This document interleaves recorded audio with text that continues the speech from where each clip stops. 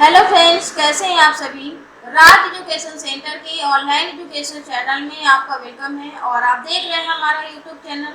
ये जो हम लेक्चर प्रोवाइड कर रहे हैं क्लास 6 से लेकर के क्लास 12 तक के स्टूडेंट्स के लिए और जो भी बच्चे कॉम्पिटिटिव एग्जाम्स की प्रिपरेशन कर रहे हैं उन सारे स्टूडेंट्स के लिए बहुत ही इम्पॉर्टेंट टॉपिक है।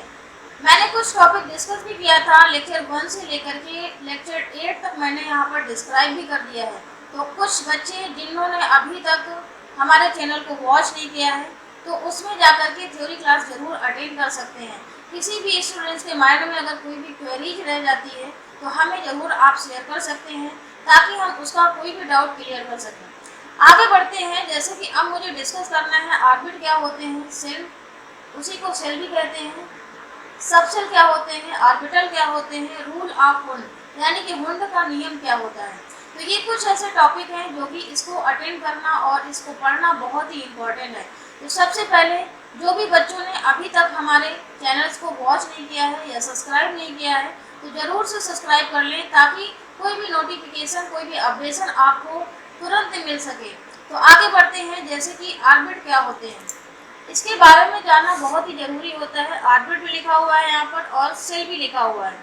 ऑर्बिट का मतलब क्या होता है यहाँ पर, कक्षा, और जो सेल होता है उसका मतलब भी यही होता है, कोर्स। किसी किसी बुक में आपको ऑर्बिट भी मिलेगा, सेल भी मिलेगा। हिंदी मीडियम वाले स्टूडेंट्स के लिए कक्षा भी मिलेगा और कोर्स भी मिलेगा। तो यहाँ पर आप देख सकते हैं कि ऑर्बिट और कक्षा में क्या अंतर है।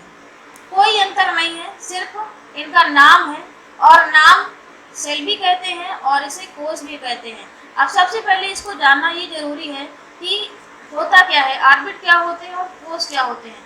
अभी तक मैंने आपको बताया था बोहर-बरी मॉडल और रदरफोर्ड का परमाणु मॉडल। उसी में से अगर आप थोड़ा सा समझते होते तो वहाँ पर आपको मैंने बहुत सारी चीज़ें डिस्कस की हैं और वहीं से ये निकल के आया है ऑर्बिट और सेल। अब देखिए फिर से एक बार डिस्क्राइब करते हैं।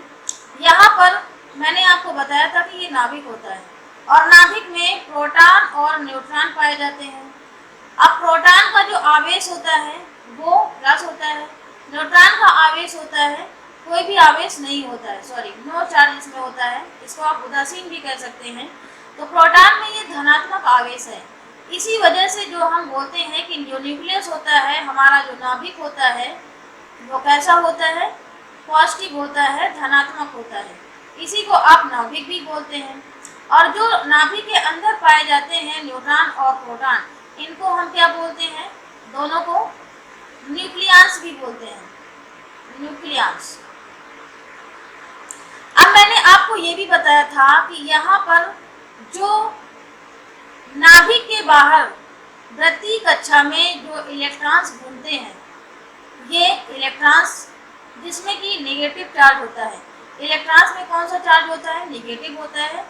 अब ये नेगेटिव और पॉजिटिव दोनों को एक दूसरे के प्रति आकर्षित करते हैं, प्रतिकर्षित नहीं करते हैं। जैसे चुंबक होता है, एक उत्तरी ध्रुव होता है, दक्षिणी ध्रुव होता है, एक तरफ प्लस का चार्ज होता है, एक तरफ नेगेटिव का चार्ज होता है। अगर हम दोनों चार्ज यानी कि प्लस प्लस वाले चार्ज लेते हैं तो वो एक दूसरे को प्रतिकर्षित करते हैं।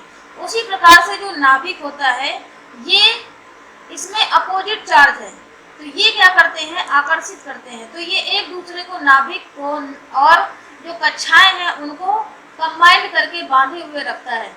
तो यहाँ पर जो इलेक्ट्रॉन है इसमें नेगेटिव चार्ज है और नेगेटिव चार्ज जो है वृत्तीय कक्षा में घूम रहा है।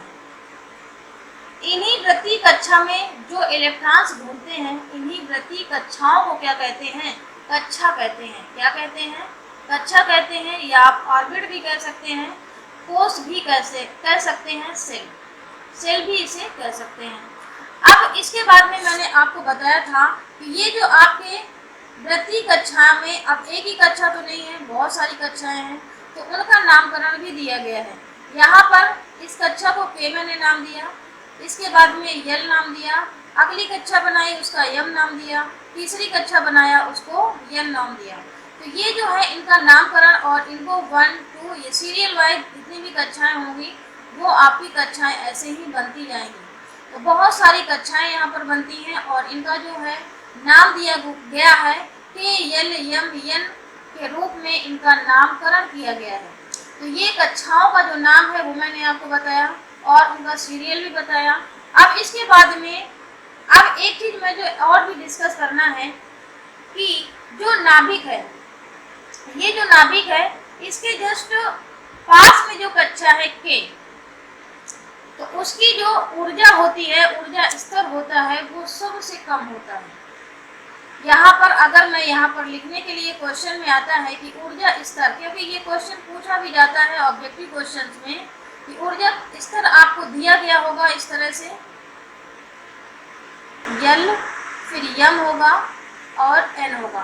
तो इसका जो ऊर्जा स्तर होता है सारी कक्षाओं का वो इस प्रकार से होता है। जो नाभिक के पास में कक्षा होती है वो उसका ऊर्जा स्तर सबसे कम होता है, और जैसे जैसे नाभिक से दूर जाती है उसका ऊर्जा स्तर बढ़ जाता है। वो बढ़ इसलिए जाता है क्योंकि उसको मैंने ये भी बताया था आपको कि बाहर से आपको ऊर्जा मिल जाती है, जिसके कारण से वो ऊर्जा को ग्रहण कर लेता है, एनर्जी उसे मिल जाती है, जिसकी वजह से वहाँ का ऊर्जा स्तर जो होता है लास्ट वाली कक्षा का सबसे ज़्यादा होता है।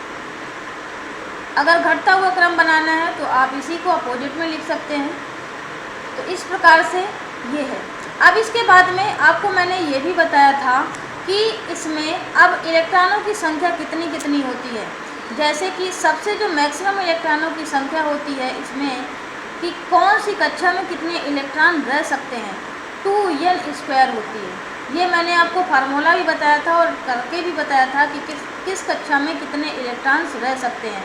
अब यहाँ पर हम लिख लेते हैं, एक टेबल बनाते हैं, यहाँ पर लिखते हैं कि कक्षा का नाम मैंने यहाँ पर लिख दिया, के था, यल था, एम था और एन था। ये मैंने 4 कक्षाएं लिखी हुई हैं। अब मैंने यहाँ पर दूसरा यहाँ पर लिख देते हैं कक्षा की संख्या।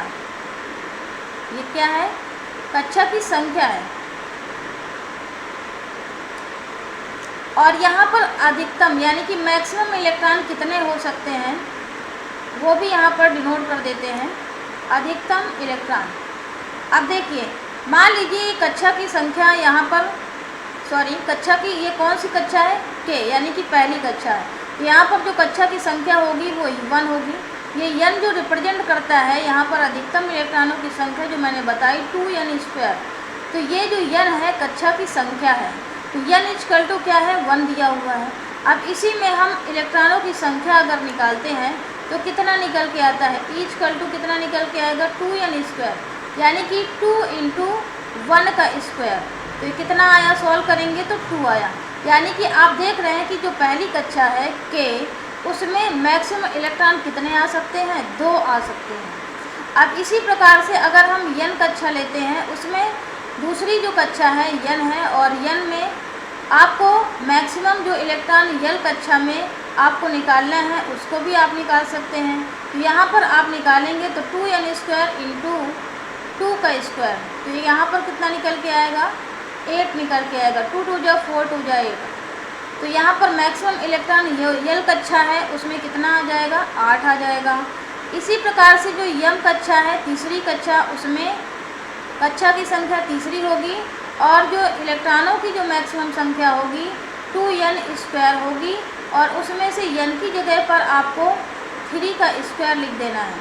तो 3 का स्क्वायर कितना हो जाएगा? 3 × 3 = 9, 2 = 18, यानी कि मैक्सिमम जो यम कक्षा में इलेक्ट्रॉन आ पाएंगे वो 18 आ पाएंगे। इसी तरह से आप चौथी कक्षा में निकालना चाहें तो चौथी कक्षा को भी निकाल सकते हैं। तो चौथी कक्षा में आपको जो इलेक्ट्रॉनों की संख्या आएगी 2n²। तो यहाँ पर कितना आ गया? 2 × 4 का स्क्वायर। मैक्सिमम इलेक्ट्रॉनों की संख्या आपकी निकल गया है 4 × 4 = 16, 16 × 2 = 32। ये 32 इलेक्ट्रॉन जो लास्ट वाली n कक्षा है उसमें आ सकते हैं। तो ये कैसा है? आप देख रहे हैं कि ऊर्जा का बढ़ता हुआ क्रम आपको इलेक्ट्रॉनों से भी आप निकाल सकते हैं। यहाँ से एक तरह से ये ट्रिक मिल जाती है कि जिसमें जितना इलेक्ट्रॉनों की संख्या होगी वहाँ पर ऊर्जा की स्तर क्या होगा? सबसे ज़्यादा होगा। अब पहली कक्षा में ऊर्जा की आप, क्योंकि मिनिमम कक्षा है, आप यहाँ से भी देख सकते हैं कि जैसे जैसे कक्षा बढ़ती जाएंगी वहाँ पर ऊर्जा का स्तर भी बढ़ता जाएगा। आप ऐसे भी निकाल सकते हैं। तो ये मैंने आपको बताया ऑर्बिट क्या होते हैं, ऑर्बिट के बारे में बताया। अब उसके बाद में हमें समझना है आगे नेक्स्ट टॉपिक सब सेल। अब सब सेल का क्या मतलब है? सब सेल का मतलब है उपकोष। और जो सब ऑर्बिटल है इसको भी हम कहते हैं उपकक्षा। अब ये कौन सी बला होती है इसको भी समझना बहुत ज़रूरी है। प्रत्येक कक्षाओं में क्या होती हैं? उपकक्षाएं होती हैं। जो मैंने कक्षा बताया, इलेक्ट्रॉन्स जो बाहर चक्कर लगाते हैं नाभिक के बाहर, तो उसमें जो कक्षा होती है, जैसे के कक्षा है, ये के कक्षा थी और दूसरी यल कक्षा थी, तो उसमें भी क्या होते हैं? उपकक्षाएं होती हैं। उन उपकक्षाओं को ये कहाँ से आया? ये एक वैज्ञानिक थे, काफ़ी विद्वान थे, जिनका नाम था सोमरफेल्ड। ये सोमरफेल्ड नामक वैज्ञानिक थे जिन्होंने ये उपकक्षा का विन्यास किया था, यानी कि उपकक्षा की आपकी खोज की गई थी और इन्होंने ही ये उपकक्षा निर्धारित किया था। जो कक्षाएं थी उन्हीं को डिवाइड कर दिया गया था। तो इन विद्वान ने कहा कि यहाँ पर SPDF के रूप में, यानी कि जो उपकक्षाएं हैं उनका नाम दिया S, P और D और F।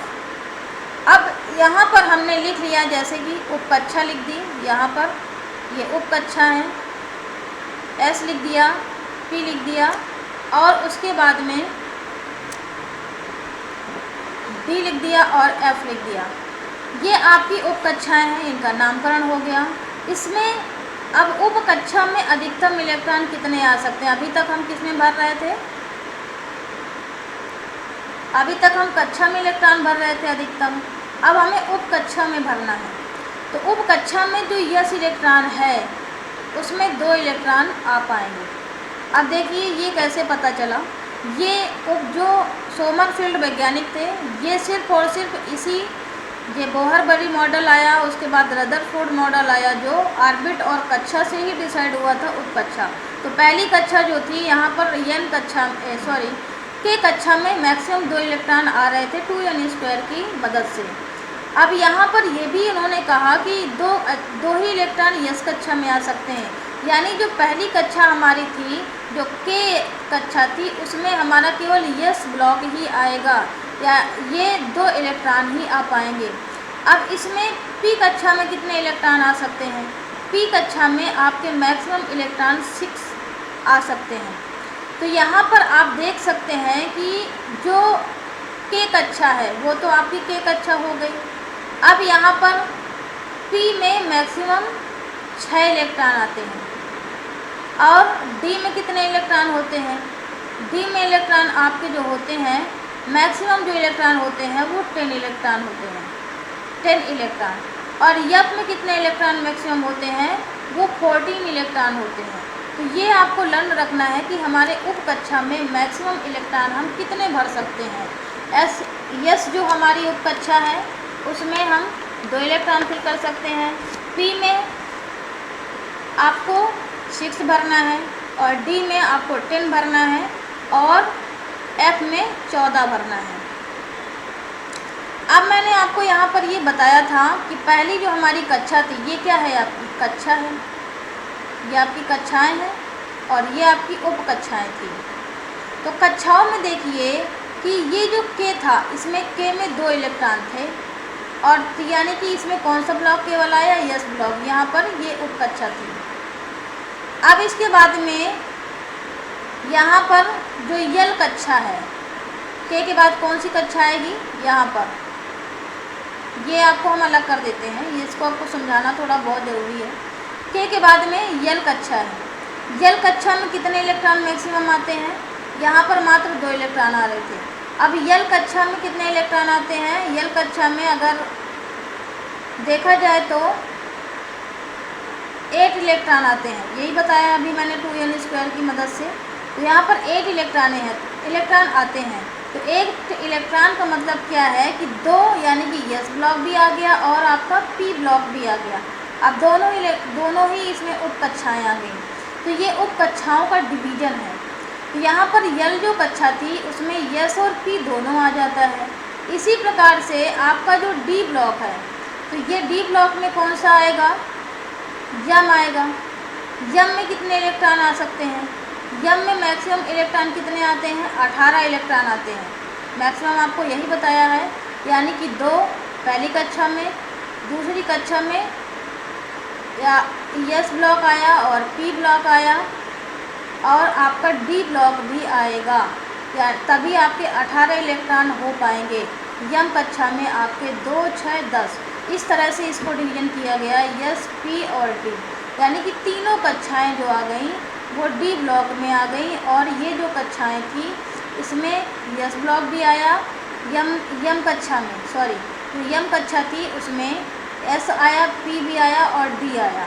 इसी प्रकार से आपकी जो यन कक्षा है, जो लास्ट वाली कक्षा है, उसमें भी इलेक्ट्रॉनों का वितरण जो होगा उप कक्षाओं के अनुसार 2, 6, 10 और 14 यही था।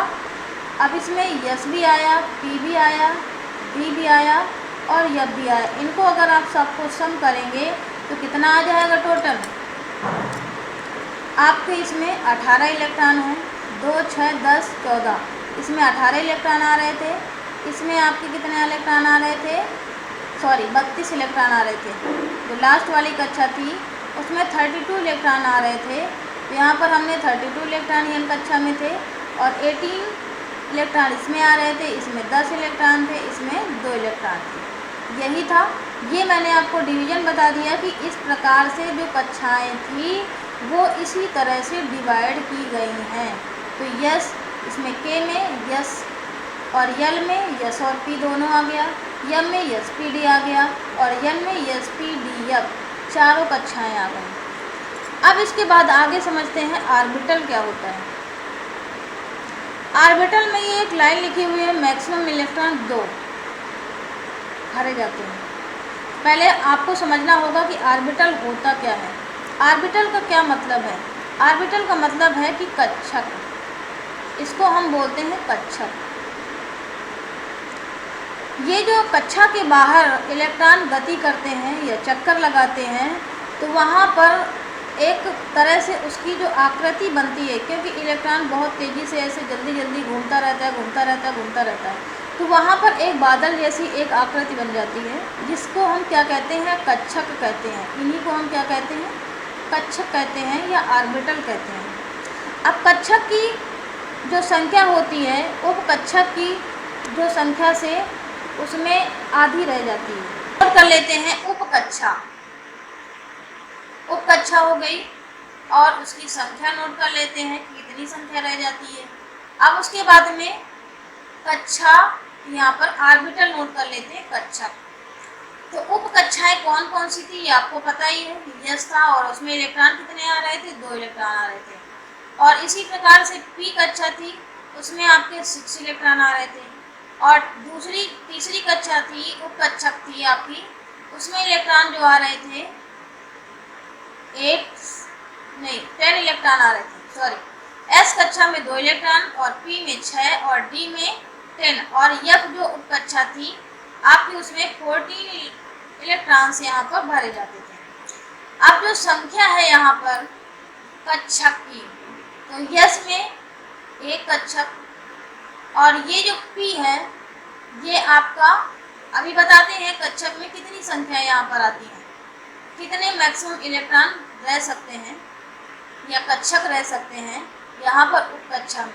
तो कक्षक में देखो, उसको मैंने बताया था कि जो कक्षक की संख्या है उपकक्षक में उपस्थित इलेक्ट्रॉनों की संख्या जो होगी उसकी आधी रहती है। और एक कक्षा में जो अधिकतम इलेक्ट्रॉन आते हैं एक कक्षक में, अब कक्षक कैसे? एक ब्लॉक से डिनोट करते हैं इस तरह से। तो यस में इसमें एक कक्षक में सिर्फ मात्र 2 इलेक्ट्रॉन आते हैं, यही इसमें यस ब्लॉक बना हुआ है।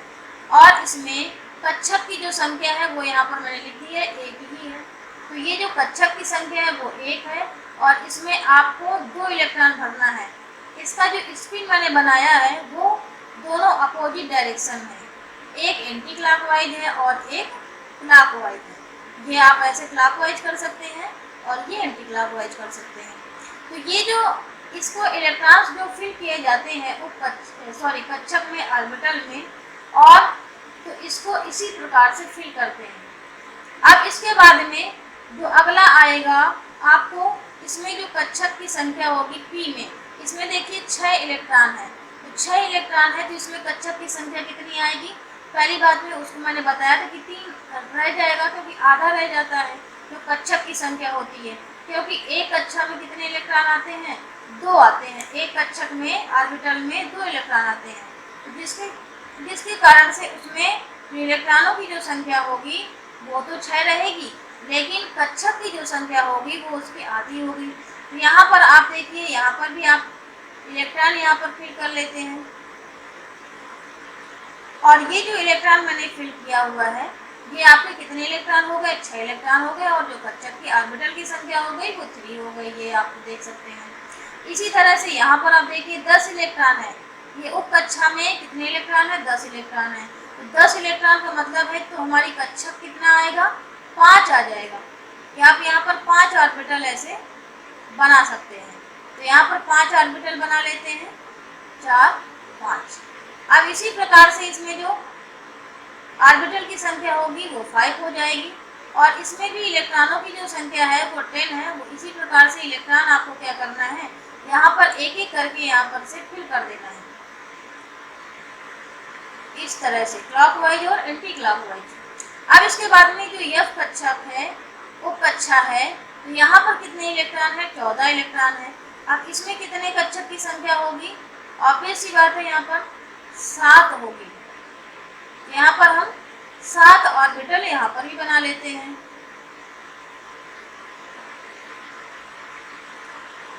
One two three four five six seven,